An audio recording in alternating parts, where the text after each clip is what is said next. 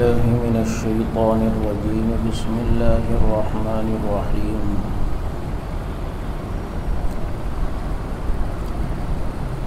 واضرب لهم مثل الرجلين جعلنا لأحدهما جنتين من أعناب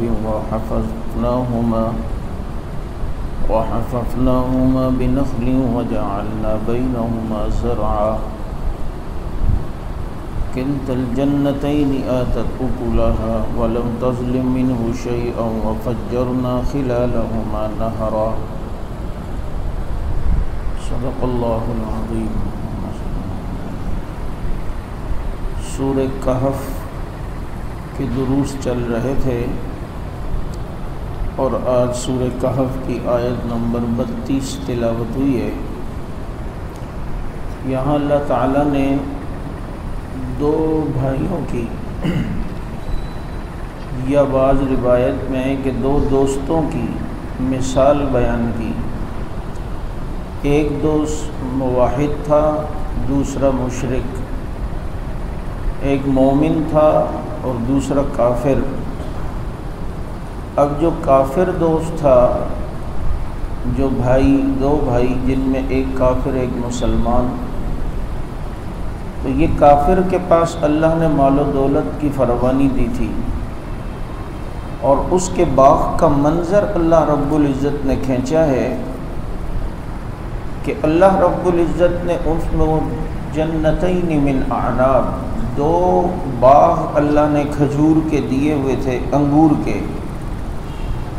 اور وحففناہما بنخل، اور اس کے گرد، باغ کے گرد کھجور کے درخت تھے. اور وجعلنا بینہما زرعا، اور ان کے درمیان، کھیتی کے درمیان جو ہے وہ نہر تھی اور دونوں کے بیچ میں جو ہے وہ کھیتی تھی. اور دونوں باغ بہت زیادہ پھل دیتے تھے اور اتنا کہ ولم تظلم منہ شیئا، اس میں کسی طرح کی کمی نہیں ہوتی تھی. اور وفجرنا خلالہما نہرا، اور ان کے درمیان نہر بھی جاری تھی. یعنی کتنا خوبصورت باغ اللہ نے شخص کو دیا ہوا تھا وہ کافر. اور کھجور کے درخت، انگور کا باغ، درمیان میں نہر جا رہی ہو، آپ دیکھیں کہ وہ کتنا خوبصورت باغ ہوگا. اور وَكَانَ لَهُ ثَمَرٌ، اور اس کو ملا پھل. یہاں ثمر سے مراد بعض علماء نے لیا ہے کہ اولاد کی کثرت بھی اللہ نے دی تھی. اب یہ سب کچھ اسے ملا تھا. ایک بات یہ یاد رکھیں کہ اللہ نے اگر کسی کافر کو یا کسی فاسق و فاجر کو مال و دولت سے نوازا ہے تو یہ ضروری نہیں ہے کہ اللہ تعالیٰ کی اس سے محبت ہے تو اللہ نے اس کو دیا ہے. اور کسی مومن کے پاس اور متقی کے پاس اگر مال کی کمی ہے اور مال کی تنگدستی ہے تو یہ دلیل نہیں ہے کہ اللہ اس سے ناراض ہے. مال کی کمی کا ہونا، ہاتھ کا تنگ ہونا، یہ اللہ کی ناراضگی کی دلیل نہیں ہے. اور مال کا زیادہ ہونا یہ اللہ رب العزت کی محبت کی دلیل بھی نہیں ہے، بلکہ اصل دلیل ہے شریعت پہ چلنا. اگر ایک مالدار اللہ کے دین پر، اللہ کی مرضی پہ چل رہا ہے تو وہ مالدار اللہ کا محبوب ہے. اور ایک غریب اللہ رب العزت کی فرما برداری کر رہا ہے تو یہ غریب اللہ کا محبوب ہے. اور اللہ رب العزت نے مال و دولت میں زیادتی یہ اپنی محبت کا معیار نہیں رکھا، ورنہ مشرکین مکہ مالدار تھے. اور صحابہ کرام کتنے ایسے تھے کہ جن کے پاس کئی دن کے فاقے تھے. خود اللہ کے نبی کے پاس کتنے دن کے فاقے ہیں. تو اصل چیز جو ہے وہ اللہ رب العزت کے دین پر کوئی کتنا چل رہا ہے، یہ ہے معیار، یہ ہے کسوٹی اللہ کی محبت کی، کہ اللہ رب العزت اس سے محبت کرتے ہیں. اس لیے بعض دفعہ ہم سمجھتے ہیں کہ فلاں کے پاس مال و دولت کی فراوانی ہے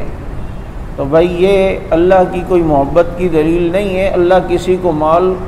خوشی سے دیتے ہیں اور کسی کو غصے سے دیتے ہیں. دیتا سب کو اللہ ہی ہے، لیکن کسی کو خوشی سے کسی کو غصے سے۔ جس کا مال اچھی جگہ خرچ ہو رہا ہے سمجھ لو اللہ نے اسے خوشی سے دیا ہے، اور جس کا مال غلط جگہوں پہ خرچ ہوتا ہے سمجھ لو اللہ نے اسے غصے سے دیا ہے۔ اس لیے بعض دفعہ آپ دیکھتے ہیں کہ ایک مسلمان غریب اور ایک کافر بہت امیر ہے، جیسا کہ ایک یہودی نے ایک مسلمان عالم دین سے سوال کیا کہ آپ کے نبی کی یہ بات ہمیں پہنچی ہے کہ آپ کے نبی نے کہا، اور آپ کے نبی کا یہ قول ہے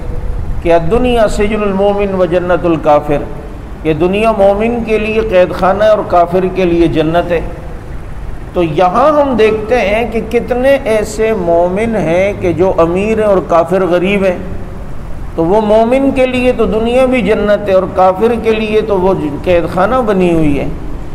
تو مسلمان نے اسے بڑا پیارا جواب دیا، انہوں نے کہا اصل میں ایک غریب کافر کے لیے اللہ نے جو جہنم تیار کر کے رکھی ہے اس کے مقابلے میں دنیا میں یہ اب بھی جنت میں ہے، اور ایک دولت مند مسلمان کے لیے اللہ نے جو جنت تیار کر کے رکھی ہے اس کے مقابلے میں یہ دنیا کا امیر مسلمان اب بھی جہنم میں اور قید خانے میں،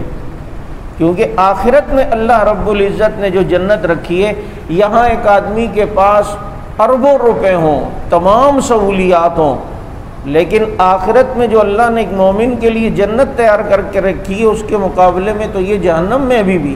کہ ہر وقت اس سے خوف ہے کہ میرا مال نہ چھن جائے، میں محتاج نہ ہو جاؤں، میں بیماری میں نہ آ جاؤں، میری اولاد کو کچھ نہ ہو جائے، مجھے کچھ نہ ہو جائے، تو یہ ٹینشن ہے ساری۔ لیکن آخرت میں تو یہ جنت میں چیزیں نہیں ہیں،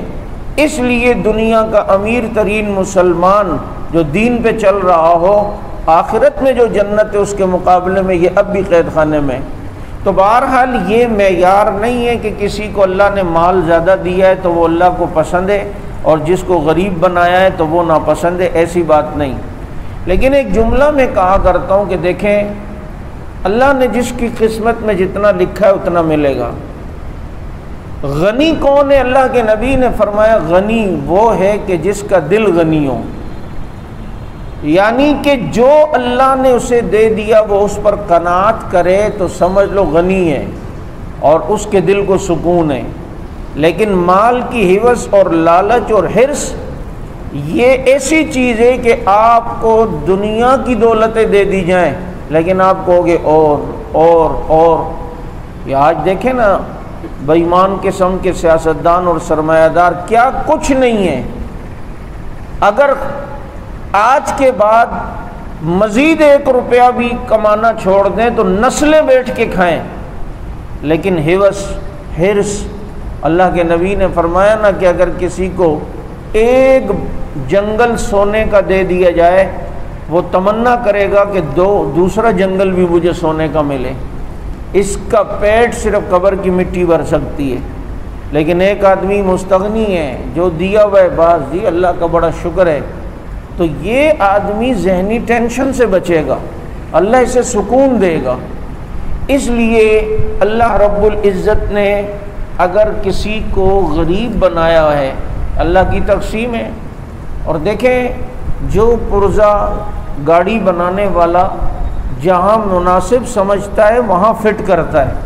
یہ ساری مخلوق اللہ نے بنائی ہے، اسے پتہ ہے کون سا پرزہ کس جگہ فٹ کرنا ہے، کس کو کتنا دینا ہے، کس کو کتنا نہیں دینا۔ جب ایک انسان اللہ کی دین پر راضی ہو جائے نا اور جتنا اللہ نے دیا اس پر خوش ہو جائے اور صبح شام یہ کہتا رہے رضیت باللہ ربا وبالاسلام دینا وبمحمد النبی، اب اس طرح کے اگر اس کے دل کی کیفیت ہو جائے اللہ نے اسے دنیا ہی میں سمجھو جنت کے مزے دے دیے۔ لیکن افسوس مجھے اس غریب مسلمان پر ہوتا ہے کہ ایک امیر ہے مسلمان ہے لیکن فاسق و فاجر گناہوں میں پڑا ہے، تو چلو یار اس نے دنیا میں تو کچھ مزے لے لیے، اگر آخرت میں گرفت میں آ گیا، جہنم میں اگر چلا بھی گیا مثال کے طور پہ گناہوں کی وجہ سے، لیکن دنیا میں تو مزے لے لیے۔ لیکن ایک غریب بیچارہ اگر بے دین ہو اور دین پر نہ ہو، اللہ کی ناراضگی میں زندگی گزارتا ہے، رسول کی مخالفت میں زندگی گزارتا ہے، تو وہ تو یہاں بھی پریشانیوں میں تو وہاں بھی پریشانیوں میں۔ تو اگر غریب مالی طور پر اس کا ہاتھ تنگ ہے تو دینداری پہ تو آ جاؤ، جو اللہ دے گا اللہ اس میں برکت دے گا، اور یہاں تو جیسی کیسی گزر جائے گی لیکن وہاں تو کم از کم سکون سے گزرے گی۔ لیکن ایک غریب اپنی غربت کا بہانہ کر کے اگر یہ سمجھے کہ جی ہم سے کون پوچھو، ہمارے پاس ہے ہی کیا۔ صحابہ نے نبی سے پوچھا، اللہ کے نبی ہمارا حال یہ کہ کئی کئی دن فاقے، ہمارے کپڑوں پہ پیوند ہوتے ہیں، کیا ہم سے بھی کوئی سوال قیامت میں نعمتوں کے بارے میں ہوگا؟ اللہ کے نبی نے فرمایا، کیا تم ٹھنڈا پانی نہیں پیتے؟ یہ اللہ کی نعمت نہیں ہے؟ تو یعنی آپ یہ دیکھیں، آج جو لوگ ابھی کرونا کے دنوں میں آکسیجن نہیں ملتا تھا، 10-10 ہزار روپے کا ایک سلنڈر بھر کے دے رہے تھے، اور روزانہ اللہ رب العزت ہمیں بغیر پیسوں کے اتنی آکسیجن دے رہے ہیں، تو ہم مالدار نہیں ہیں اور کیا ہے؟ تو اللہ رب العزت نے ہمیں آنکھوں کی بینائی جیسی دولت دی ہے، جس کی نہیں ہے وہ آج کروڑوں روپے خرچ کرنے کے لیے تیار ہے، لیکن آنکھ ٹھیک نہیں ہو رہی۔ کیا ہم امیر نہیں ہیں کہ اللہ نے ہمیں بہت کچھ نہیں دیا؟ آج جن کے پاؤں نہیں ہیں، فالج میں پڑے ہوئے ہیں، وہ تھوڑی زندگی چاہتے ہیں کہ یار وہ زندگی آئے کہ میں تھوڑا سا چل سکوں۔ آج اللہ نے ہمیں صحت دی ہے، تو کیا یہ امیر نہیں ہے؟ ایک انسان جب کسی پریشانی میں آتا ہے نا، اس کی ساری توجہ اس پریشانی کی طرف ہوتی ہے، لیکن جو اللہ کی باقی نعمتیں اس کی طرف جب نہیں ہوتی تو انسان کے دل میں مایوسی اور ناشکری پیدا ہوتی ہے۔ تو بہرحال اب یہ کافر جس کو اللہ نے مال و دولت سے نوازا تھا، یہ اکڑتا تھا، اس کا ساتھی یا جیسے روایتوں میں کہ اس کا بھائی تھا، اس نے اس کو کہا، فقال لصاحبی وهو يحاوره انا اکثر منک مالا واعز نفرا، یہ کافر اپنے دوسرے مسلمان مومن بھائی سے کہتا تھا کہ دیکھو، جو باتیں جب کرنے لگا اس سے کہ میرے پاس تم سے زیادہ مال ہے، اور میرے پاس جو ہیں وہ لوگ بھی زیادہ اٹھنے بیٹھنے والے جو مالدار سرمایہ دار، وہ میری سنتے ہیں، تیرے کو کون جانتا ہے؟ یہ M N A M P A یہ تو سارے میرے جاننے والے ہیں، یہ تجھے کون جانتا ہے؟ اور دیکھ میرے پاس اتنا کچھ ہے۔ اور وَدَخَلَ جَنَّتَهُ وَهُوَ ظَالِمٌ لِنَفْسِهِ، اور جب اپنے باغ میں داخل ہوتا تو یہ اپنے اوپر ظلم کر رہا ہوتا، کیونکہ شرک میں تھا، اور شرک سب سے بڑا ظلم ہے۔ اور دوسرا ظلم یہ کرتا کہ تکبرانہ انداز میں جاتا،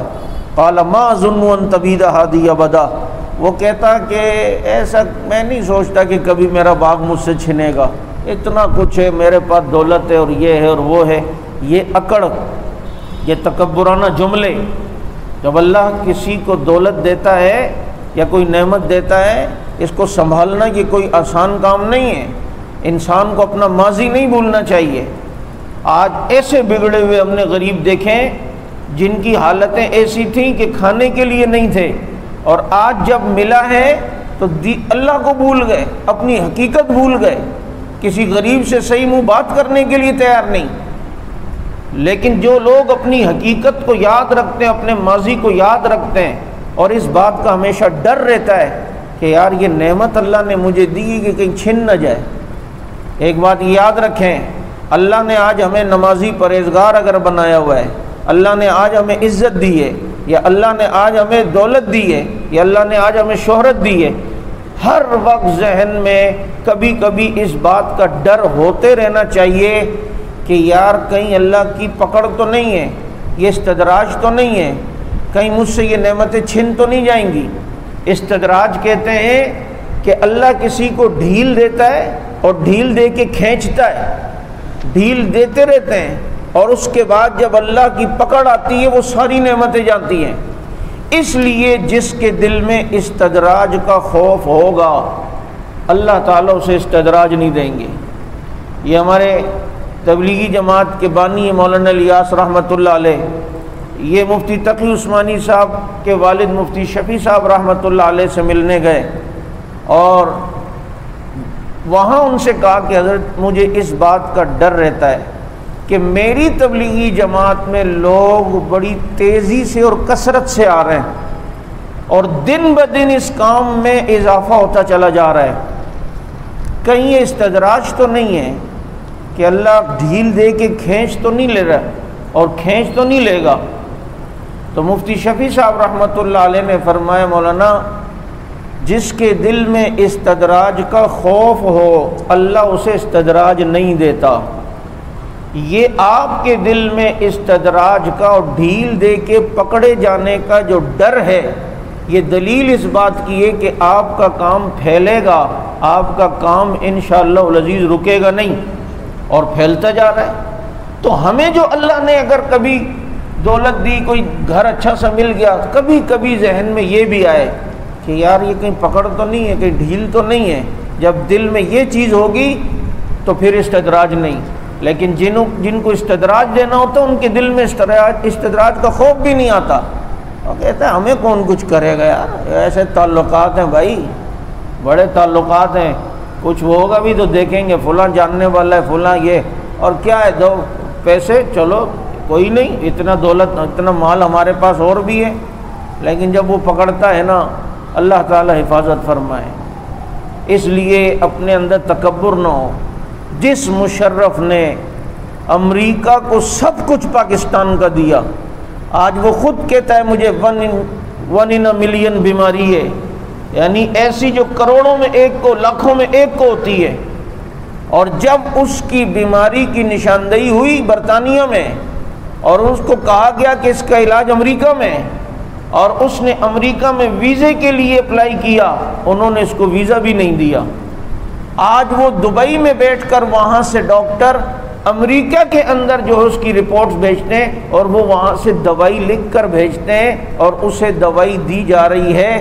اور اپنے زمانے میں اس کا تکبرانہ انداز دیکھیں۔ فَاعْتَبِرُوا يَا أُولِي الْأَبْصَارِ، اور یہ ایک آدمی کا نہیں، ہمارے پاکستان میں سابقہ حکمرانوں کے ساتھ بھی یہی ہوا۔ جس نے امریکہ کی وفاداری کی، آخر میں امریکہ نے اس کے ساتھ کیا کیا؟ اپنا کام نکال کر وہ اس کو ٹیشو پیپر کی طرح پھینکتا ہے۔ تو اس لیے دل میں تکبر یا ایسی چیز دولت یا نعمت ملنے کے بعد نہ ہو، ڈر رہے کہ کہیں پکڑ تو نہیں ہے، کہیں پکڑ تو نہیں ہے۔ اب دیکھیں اس کے اندر کیسا تکبر، کہ کہتا ہے مجھے نہیں لگتا کہ میرا مال کبھی ضائع ہوگا، وما اظن الساعۃ قائمہ، اور مجھے یہ بھی خیال نہیں آئے اور میرے ذہن میں یہ بات آتی ہے کہ ایسا بھی کچھ نہیں کہ کبھی قیامت ہوگی۔ وَلَئِن رُدِدتُّ إِلَىٰ رَبِّي لَأَجِدَنَّ خَيْرًا مِّنْهَا مُنقَلَبًا، اور اگر ایسا ہو بھی گیا، قیامت آ بھی گئی، تو میرے لیے ٹینشن نہیں ہے، میں وہاں بھی جو ہے وہ اچھا گزاروں گا زندگی۔ یہ بھی ایک دھوکہ، یعنی تم یہاں ساری زندگی اللہ کی نافرمانی میں رہو اور یہ تمنا رکھو کہ مجھے وہاں اچھا صلہ وہاں بھی ملے گا، یہ امید نہیں ہے۔ یہ کیفیت آج ہم میں سے کئی مسلمانوں کی بھی ہے، ہر گناہ میں پڑے ہوئے، نافرمانی میں، لیکن کیا اللہ بہت بڑا ہے یار، اللہ بخشش والے ہیں، ہمیں اللہ سے امید ہے، امید ہونی چاہیے۔ لیکن اللہ کے نبی نے فرمایا الکیس من دان نفسہ وعمل لما بعد الموت، عقل مند وہ ہے جو موت سے پہلے موت کی تیاری کرے، اپنے آپ کو گناہوں سے بچائے۔ والعاجز من اتبع نفسہ ہوا وتمنى علی اللہ، اور نبی نے فرمایا بیوقوف یہ ہے جو اللہ کی نافرمانیوں میں لگا رہے اور اللہ کی طرف امید باندھ کے رکھے۔ یا ایھا الانسان ما غرک بربک الکریم، اے انسان تجھے کریم رب نے کس چیز کے بارے میں دھوکے میں ڈال دیا ہے کہ وہ بہت کریم ہے؟ کریم ہے تو ان بطش ربک لشدید، اس کی پکڑ بھی بہت سخت ہے۔ تو بھائی کچھ بوگے، اس کی مثال تو یوں ہی ہے، ایک آدمی کے پاس زمین ہو اور وہ اس میں کوئی بیج نہ ڈالے اور کہ جی اللہ بڑی قدرت والی ذات ہے، مجھے اللہ سے امید ہے، رزق دینے والا وہ ہے، خود ہی کھیتی اگائے گی۔ تو کچھ اللہ نے اسباب سے دنیا کو جوڑا ہے، تم بیج ڈالو گے تو کچھ کھیتی اگے گی، تو یہاں کوئی نیکیوں کے بیج بوگے تو آخرت میں اس کے پھل کاٹیں گے نا۔ تو اس لیے یہ نا امیدی اور یہ چیزیں ذہن میں لانا کہ گناہ کے باوجود نہیں کچھ نہیں یار انشاءاللہ وہاں بھی ٹھیک ہوگا سب کچھ، یہ بھی یہی کہنے لگا۔ قال له صاحبه وهو يحاوره وكفرت بالذي خلقك من تراب، اب اس کے دوست نے اس کے تکبر کی حقیقت بتائی۔ کہا کہ جب وہ اپنے دوست سے بات کرنے لگا، وہ مسلمان جو ہے اپنے دوسرے صاحب سے، تو کہا کہ تو منکر ہو گیا ہے، تجھے اس بات کا انکار ہے، تجھے نہیں پتا کہ اللہ رب العزت نے تجھے مٹی سے بنایا ہے؟ کہا تو تکبر کس بات کا کر، اپنی حقیقت تو دیکھ، مٹی ہے۔ ثم من نطفۃ، پھر ایک قطرے سے ناپاک، ثم سواک رجلا، پھر تجھے پورا ایک آدمی بنا دیا۔ تو تجھے تیرے اندر جو اکڑ تکبر ہے کس بات کی؟ اپنا ماضی تو دیکھ تھا کیا اور ہے کیا۔ یہی بات ایک اللہ والے کہیں سے آ رہے تھے تو ایک آدمی، چھوٹی سی کوئی گلی ہوگی، اکڑ کے کھڑا ہو گیا، اے مجھے جانتا نہیں ہے؟ بہت اچھی طرح جانتا ہوں، کل تک ناپاک قطرہ تھا اور کل قبر میں مٹی ہوگا، اور آج بھی اپنے پیٹ میں کتنی غلاظت لے کے گھوم رہا ہے۔ کہ یہ تو تیری حقیقت ہے، اور اس حقیقت کے ہوتے ہوئے تیرے اندر اتنی اکڑ اور تکبر۔ تو اب اس کو کہنے لگا وہ دوست کہ دیکھو تمہارے اندر یہ اکڑ ہے، تم کو نہیں پتہ تم پیدا کس چیز سے ہوئے ہو، اور پھر لیکن نہ ہو اللہ، پھر میں تو یہی کہوں گا وہ اللہ ہی ہے جس نے تمہیں بنایا ہے، ربی میرا رب، ولا اشرک بربی احدا، اور میں اپنے رب کے ساتھ کسی کو شریک نہیں کرتا۔ اب وہ دوست اللہ کہتے ہیں اس متکبر کے بارے میں کہ جب یہ اپنے باغ میں جاتا تھا تو اس انداز میں، تو ولولا اذ دخلت جنتک قلت ما شاء اللہ لا قوت الا باللہ، جب تو آیا تھا اپنے باغ میں تو یہ کہتا ہوا کیوں نہیں آیا کہ ما شاء اللہ لا قوت الا باللہ، جو کچھ ہوتا ہے جو اللہ چاہے وہ ہوتا ہے، اور کوئی طاقت اللہ کے بغیر نہیں ہے۔ علماء نے لکھا ہے، اور حدیث شریف سے بھی بات پتہ چلتی ہے، اور قرآن کریم کا یہ اسلوب بتا رہا ہے کہ جو شخص اپنے کسی باغ میں یا گھر میں، یا اللہ نے کوئی فیکٹری دی، اس فیکٹری میں یا کوئی کارخانہ ہے اس میں اگر داخل ہوتے ہوئے یہ پڑھ لے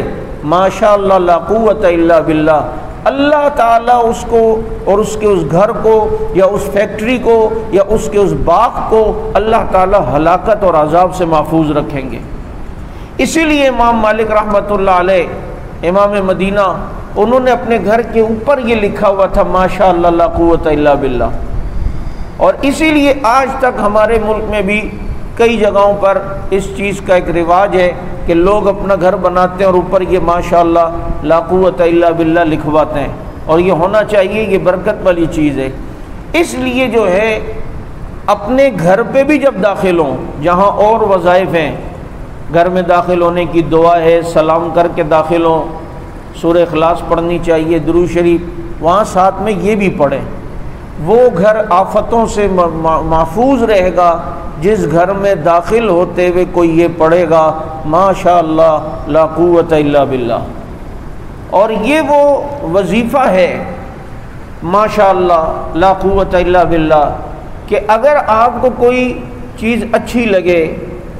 گاڑی اچھی لگی، کسی کے جو ہے وہ گھر اچھا لگا، تو وہاں پر آدمی کو ماشاء اللہ کہنا چاہیے، اور یہ ماشاء اللہ کہنے سے یہ سامنے والے کو نظر نہیں لگے گی۔ اور خاص کر کبھی کبھی انسان کو اپنے بچوں کی نظر خود لگ جاتی ہے، بچے اچھے لگتے ہیں، چھوٹے ہوتے ہیں تو زیادہ اچھے لگتے ہیں، ان کی میٹھی میٹھی باتیں، تو بعض دفعہ نظر لگتی ہے۔ تو اگر کوئی شخص اپنی اولاد کی محبت میں ایک دم آئے اور دیکھا کوئی اسٹائل اس کو اچھا لگا، کوئی انداز اچھا لگا، کوئی بات، تو نظر سے بچانے کے لیے اس کو چاہیے، ماں کو یا باپ کو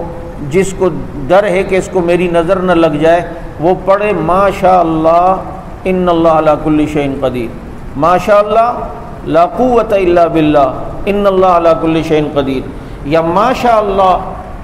ان اللہ علی کل شیء قدیر، یا یوں بھی پڑھ سکتے ماشاء اللہ، یا یوں بھی پڑھ سکتے ماشاء اللہ لا قوت الا باللہ۔ کوئی بھی ماشاء اللہ کا لفظ تو کہنا چاہیے نا، اور اس طرح کے الفاظ ہوں۔ بعض دفعہ کسی کا بچہ کھانا کھا رہا ہوتا ہے، دوسری اماں جان آتی ہو، جی تمہارا بیٹا تو کیسا کھاتا ہے، ہمارا والا تو کھاتا ہی نہیں، ابے بھائی ماشاء اللہ بول دیں، کہیں وہ بیچارہ بھی، کیونکہ نظر حق ہے، النظر حق، نبی نے فرمایا، اور نظر ایسی چیز ہے جو اونٹ کو ہنڈیا تک پہنچا دیتی ہے، یعنی کہ نظر اونٹ کو بھی نظر لے، وہ بھی مرنے کے قریب ہوگا تو لوگ ظاہر بات ہے ذبح کریں گے۔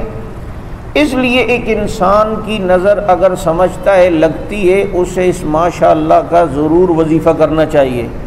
اور ماشاء اللہ لا قوت الا باللہ، خاص کر یہ گھر میں یا فیکٹری میں یا باغ میں داخل ہوتے ہوئے ضرور پڑھنا چاہیے۔ اور دوسروں کی نظر سے خود بچنے کے لیے سورہ قلم ہے 29ویں پارے کی دوسری صورت ہے، اس کی آخر کے اندر جو آیت ہے وَإِن يَكَادُ الَّذِينَ كَفَرُوا لَيُزْلِقُونَكَ بِأَبْصَارِهِمْ لَمَّا سَمِعُوا الذِّكْرَ وَيَقُولُونَ إِنَّهُ لَمَجْنُونٌ وَمَا هُوَ إِلَّا ذِكْرٌ لِّلْعَالَمِينَ۔ یہ خود پڑھ کے آدمی پھونکے، اپنے اوپر خود پڑھ لے۔ خاص کر میں علماء کو بتاتا ہوں جو بیانات کرتے ہیں یا درس دیتے ہیں کہ اپنے اوپر پڑھ لیا کریں، کہیں ایسا نہ ہو کسی کی نظر نہ لگ جائے۔ اور نظر جو ہے اگر آپ کو پتہ ہے کہ مجھے اس کی نظر لگی ہے، کیونکہ بعض دفعہ خاندان میں یا محلے میں کوئی آدمی مشہور ہوتا ہے اور کبھی اس نے کہا ہوا بھی ہوتا ہے یار آج تو بڑے اچھے لگ رہے ہو، بڑے زبردست لگ رہے ہو، بڑے پپو لگ رہے ہو۔ اب آدمی دیکھتا ہے کہ بس حالت خراب ہو گئی، تو اب آپ کو پتہ اس کی نظر لگی ہے، تو چاہیے یہ کہ اسے کہو جس کی نظر لگی ہے وہ وضو کرے، اور اس کے جسم سے لگنے والا پانی وہ کسی ٹپ وغیرہ میں برتن میں آپ جمع کریں۔ اب اس کے جسم سے ٹچ ہوا جو پانی جمع ہوگا وہ انسان اپنے اوپر ڈال دے، نہاتے ہوئے اپنے اوپر جو ہے ڈال دے، تو انشاءاللہ العزیز اس سے بھی جو ہے وہ نظر اتر جاتی ہے۔ اور نظر جو ہے یہ بعض دفعہ بڑی دائمی ہوتی ہے، بعض دفعہ اس کی علامات یہ ہوتی ہیں کہ ایک انسان ہر وقت غنودگی میں رہتا ہے اور کندھے بھاری بھاری سے لگنے لگتے ہیں، اور جناب کسی چیز کا بعض دفعہ کام کا دل تک نہیں لگتا، تو ہم فوراً کہتے ہیں ارے کوئی سحر ہو گیا ہے، کسی نے جادو کرایا ہے، اور فوراً آئیں گے فوراً جادو کی طرف۔ بھائی اتنے دنیا فارغ نہیں بیٹھی ہے کہ تیرے اوپر جادو کرائے، اور کچھ انسان کو سوچنا بھی چاہیے۔ میرے پاس ایک آدمی یہاں یہیں آیا عصر کے بعد آج سے کچھ سال پہلے، بالکل دیہڑی بیچارے کی شاید 400-500 300 کماتا ہوگا، وہ بھی کبھی کبھی کپڑے سے پھٹے میلے ہوئے، تو مجھے آگے کہنے لگا مجھے حضرت کسی نے میرے اوپر جادو کیا۔ اچھا شکل سے بھی اتنا خوبصورت نہیں تھا، تو میں نے کہا تیرے اوپر جادو کو کیوں کرے گا کوئی؟ تیرے پاس دولت ہے کہ جس کی وجہ سے وہ حسد کرے گا، یا تو کہیں رشتہ کرنا چاہتا ہے اور کہیں اور کسی جگہ رشتہ کرنا چاہتا ہے، اسی جگہ رشتہ تو اس لیے اس نے کہا نہیں ایسی بات بھی نہیں ہے۔ میں نے کہا اچھا ماشاءاللہ آپ خوبصورت بہت ہیں اس لیے لوگ پریشان ہوں گے کہ یہ حسن مجھے مل جائے، اس لیے جادو کسی نے کیا ہوگا۔ نہیں وہ ادھر ادھر آئے بھائی۔ میں نے کہا دنیا اتنی فارغ نہیں بیٹھی ہوئی کہ وہ دوسروں پہ جادو کریں، یہ بھی ایک بات یاد رکھیں۔ تو یہ کبھی کندھوں کا بھاری ہونا، یا بعض دفعہ چلتی ہوئی دکان ایک دم رک جاتی ہے تو ہم ساتھ والی دکان والے پہ شک شروع کرتے ہیں، اور اس نے جادو کیا ہے کیونکہ اس کی چل رہی تھی میری بھی چل رہی تھی، اس کو تکلیف نہ ہوئی ہو۔ جادو بعض دفعہ کرتے ہیں لوگ، لیکن بعض دفعہ یہ نظر بھی لگتی ہے، تو اس لیے نظر حق ہے۔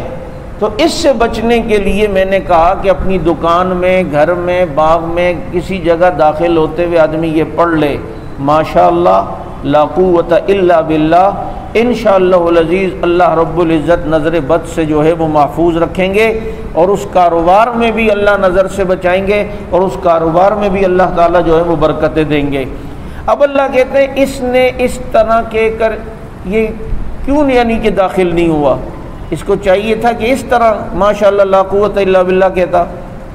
ان ترنی انا اقل، اس کے دوست نے کہا کہ تجھے یوں اپنے باغ میں جانا چاہیے کہ تجھے ماشاءاللہ لا قوت الا باللہ پڑھنا چاہیے تھا۔ ان ترنی انا اقل منک مالا و ولدا، اگر تو دیکھتا ہے کہ میں تجھ سے مال میں کم ہوں اور اولاد میں کم ہوں